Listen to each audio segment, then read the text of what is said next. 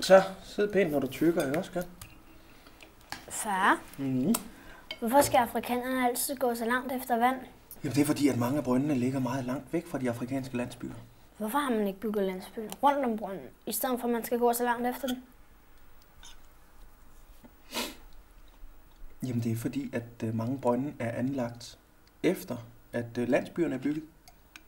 Jamen, hvorfor bygger man så en brønd, hvor der ikke er nogen mennesker? Jamen det er, som jeg siger til dig. Fordi at alle afrikanere skal gerne have lige langt til vand. Jo, altså sådan, at det er sådan, så de kan mødes hen med brønden, ikke? Mm-hmm.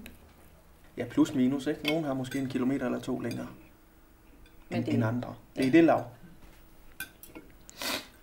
Men er det ikke noget med, at hvis man graver dybt nok, så kommer der vand? Jo. Men hvorfor graver man så ikke bare indtil der kommer vand? Så har de deres helt egen brønd lige med landsbyen. Jamen det er jo fordi, at... Nu bliver det teknisk, men altså geologisk set, så er der mange steder dernede lava i undergrunden. Så hvad? Så hvis de graver for dybt nogle steder, så får de en lavabrønd.